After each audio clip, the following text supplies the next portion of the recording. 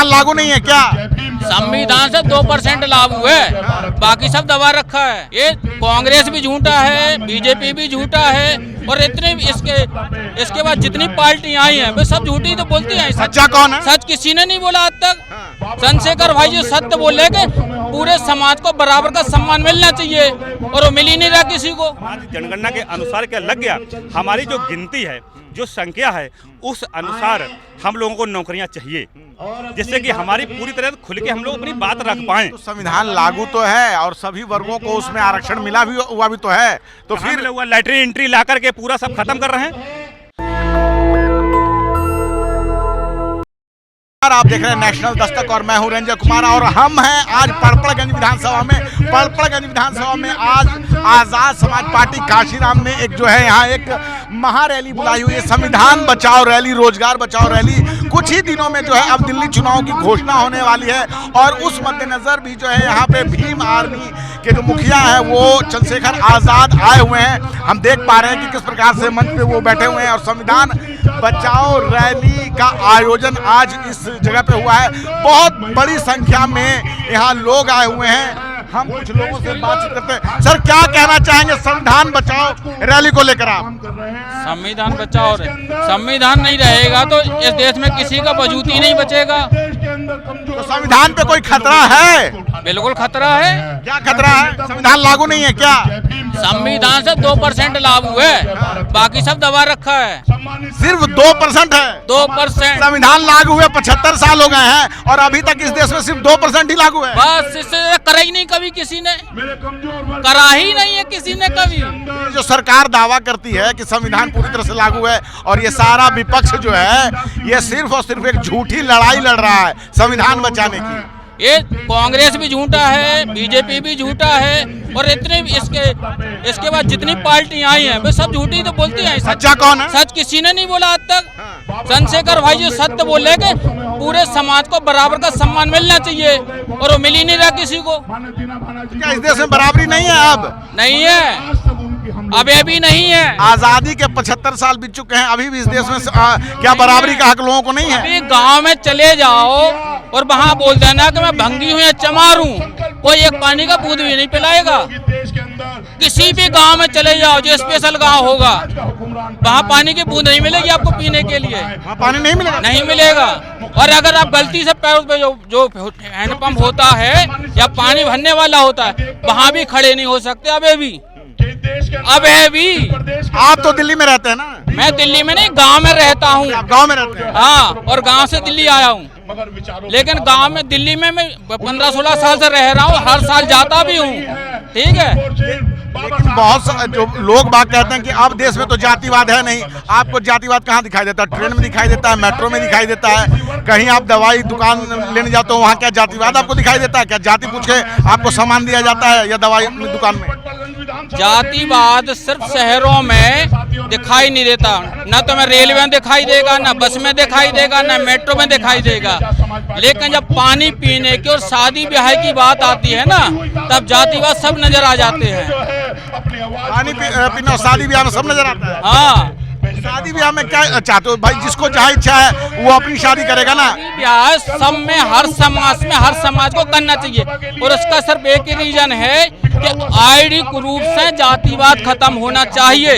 जब तक आईडी रूप से जातिवाद खत्म नहीं होगा, जब तक देश का जातिवाद खत्म होने वाला नहीं है। जातिवाद खत्म करने के लिए सबसे अच्छा तरीका क्या लगता है आपको? जातिवाद खत्म करने के लिए सबसे ज्यादा अच्छा तरीका आपको क्या लगता है? आईडी ग्रुप से जातियां खत्म करो, टोटली आईडी ग्रुप से जातियां खत्म करो। जितने आईडी ग्रुप बने हैं ना, इस देश को ना तो ब्राह्मण की जरूरत है, ना छत्ती की जरूरत है, ना मुस्लिम की, ना सिख की, ना ईसाई की, ना भंगी की, ना चमार की, पंडित की, किसी की जरूरत नहीं है। जरूरत किसकी? सिर्फ भारतीय की जरूरत है। भारतीय बनो बस, जातों में भटकना रहो। बिल्कुल भी नहीं। जब तक जाति रहेगी, जब तक लड़ते रहेंगे। जब जाति खत्म तो लड़ाई फिर किस बात की? खत्म सारी बात। आप लोग जाति जनगणना की बात भी करते हो कि जाति जनगणना करवाओ। जनगणना की जो बात कर रहे हो, मजबूरी में कर रहे हैं।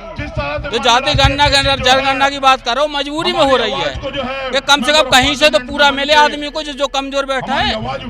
जब उसकी गिनती रहेगी तो उससे मिलेगा तो कम से कहाँ, या छूती है, इसको ही मिलना चाहिए। जब जाति गणना नहीं हो रही तो उसे मिलेगा कहाँ से? और भी बहुत सारे लोग हैं, कुछ महिलाएं भी हैं, मुझसे बात करते हैं। तो पड़पड़गंज विधानसभा में ये रैली चल रही है और हम देख पा रहे हैं कि किस प्रकार से जो है लोग बाग यहाँ आए हुए हैं। एक भाई साहब हमसे बात करना चाहते हैं, क्या कहना चाहेंगे? क्या सच में संविधान खतरे में है, ऐसा कुछ है? हाँ, बिल्कुल खतरे में है। संविधान के खिलाफ पूरी सरकार चला रहे हैं वो लोग, मनुवादी विचारधारा से, मनुमस्तिष्क के आधार पे वो लोग सरकार चला रहे हैं। तो संविधान खतरे में नहीं है। वो तो संविधान बदलने की बात कर रहे थे, कह रहे थे 400 पार करो, संविधान बदल देंगे। बड़ी तादाद है तो विधानसभाओं के अंदर भी बहुजन समाज के लोगों की बड़ी तादाद होनी चाहिए, नहीं होनी चाहिए। तो इस रैली में बहुत सारे लोग आए हुए हैं और इनमें से कुछ लोगों से बातचीत करते हैं, पता लगाने की कोशिश करते हैं कि देश में सच में संविधान खतरे में है। क्योंकि ऐसा जो भाजपा है वो कह रही है कि संविधान खतरे में नहीं है, सब एक छद्म लड़ाई लड़ रहे हैं। क्या कहना चाहेंगे सर आप इस बात में? सर देखिए, संविधान सचमुच में खतरे में है। अगर ये खतरे की बात ना होती तो हम लोग मोदी जी को 240 पे क्यों लाते, 400 पार करा देते, है कि नहीं? 400 पार करा देते और एक क्षेत्र राम राज्य ले आते। अब राम राज्य का मतलब क्या है? उसमें ब्राह्मण राज छिपा हुआ है कि ब्राह्मणों का राजा आ जाता है उसमें। क्यों? क्योंकि हमारे जो अधिकार है ना उनको वो खत्म करते हैं, नौकरियों से बात करते हैं। बहुत सारे कानून ऐसे लेकर आते थे, कोलिजियम लेके आए जजों में। अब उसमें क्या है? टोटल ब्राह्मण राज, टोटल एक ही जाति के लोग, एक ही परिवार, एक ही रिश्तेदार के लोग जज बन रहे हैं इस भारत में। जब से भारत आजाद हुआ है 70-75 साल हो गए, 76 साल हो गए, अभी तक वही लोग क्यों बन रहे हैं? हमारे लोग क्यों नहीं? इतने पढ़े जज की नौकरी जज तो हर जाति के लोग बने हुए हैं ना। कहाँ हर जाति के लोग हैं जज? हर कोलिजियम सिस्टम बना सुप्रीम कोर्ट में है कितने? आप सुप्रीम कोर्ट की बात कर? हाँ, तो फिर मेन कोर्ट तो वही है।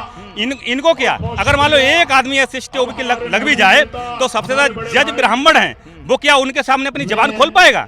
फैसला संविधान के आधार पर दे पाएगा? उनके दबाव में रहेगा हमेशा वो। और हमारे लोग नौकरियों पर चले जाते हैं, उनके दबाव में रहते हैं, इक्का दुक्का लग भी जाते हैं। उनसे क्या हमारा समाज जनगणना के अनुसार क्या लग गया?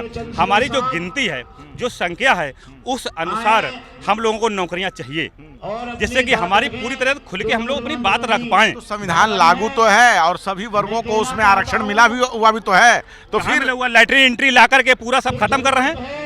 लैटरी एंट्री नहीं लाया, आप देख नहीं रहे हो क्या चल रहा है देश में? जब से ये मोदी जी की सरकार आई है तब से ज्यादा खुल्लम खुल्ला, पहले कांग्रेस थी तो वो चुप्पा चुप्पा काम करती थी, लोगों को पता नहीं लगता था। अब सोशल मीडिया आ गए, आप जैसे लोग आ गए, जिससे भी हम लोग बोल पा रहे हैं, कुछ पता लग पा रहा है। इसमें वीडियो देखने से पता लगता है। एंट्री पे तो सरकार ने फैसला वापस ले लिया। अरे सरकार ने कहाँ फैसला वापस ले लिया? फिर नौकरी कैसे लग रहा है? वो जो IPS चुने जा रहे हैं, DM बना जा रहे हैं, डायरेक्ट अपने लोगों को बना दे रहे हैं बिना इंटरव्यू के। कितने लोग लगे हैं? हाँ, बीच में ये फैसला हुआ था कि लैटरल एंट्री से भर्ती की जाएगी, लेकिन विरोध के बाद तो इस जो है फैसले को वापस कर लिया गया है। मान लो हम जागरूक ना होते, विरोध ना करते तो वो करते रहते? आपका कहना ये है? मान लो वो करते रहते, तो इसका मतलब है हमें जागरूक होना है। ये अभी ऑपरेशन हुआ है, कीमोथेरेपी करना बाकी है। अभी ऑपरेशन हुआ है। अभी तो ऑपरेशन, बाबा साहब ने ऑपरेशन फोड़े का ऑपरेशन किया कि संविधान बना दिया, संविधान बना दिया और ऑपरेशन कर दिया इसका। लेकिन इसकी जो नसें हैं बहुत गहरी हैं मनुवाद की, उसका कीमोथेरेपी करना बहुत जरूरी है। कीमोथेरेपी कैसे होगा कि जो हमारी पार्टियां हैं, जो हमारे बहुजन समाज की पार्टियां हैं, वो लोग संसद में जब विधानसभा में जाएंगे तो हमारे समाज के पक्ष के कानून बनाएंगे, संविधान को पूरी तरह इम्प्लीमेंट करेंगे, तो ये कीमोथेरेपी होगा। इतनी आरक्षित सीटों पे जो सांसद लोग जा रहे हैं, क्या वो कर नहीं रहे हैं? वो आरक्षित सीटों पे जाते हैं ना, आरक्षित सीटों पे अपने लड़ते हैं, पैसा देते हैं, सीट खरीदते हैं मोदी जी से, कांग्रेस जी, राहुल जी से। वो अपने लड़ते हैं, अपने घर के लिए करते हैं। अरे संविधान के लिए कहाँ लड़ते हैं वो लोग? अगर वो संविधान के लिए लड़ते तो मैं तो यूपी से, मेरा राजेश कश्यप नाम है, पहले मैं अपना परिचय दे दूं। राजेश कश्यप मेरा नाम है, यूपी से हूं मैं, और यहाँ मैं ऑटो चलाने का काम करता हूँ।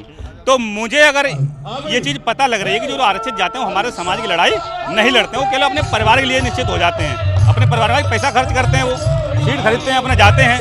तो हमें यहाँ जुड़ने की जरूरत पड़ी, तो हम यहाँ जुड़े, क्योंकि यहाँ से जब हम जुड़ेंगे, जब पार्टी जाएगी तो हमारी बात। नेशनल दस्तक की आपसे गुजारिश है कि अगर इसको बचाना चाहते हैं तो नेशनल दस्तक को सब्सक्राइब करने के लिए रेड कलर के सब्सक्राइब बटन को दबाएं, फिर बेल आइकन की घंटी दबाएं। नेशनल दस्तक को बचाने के लिए बहुत जरूरी है कि हर खबर को शेयर करें, लाइक करें, कमेंट जरूर करें।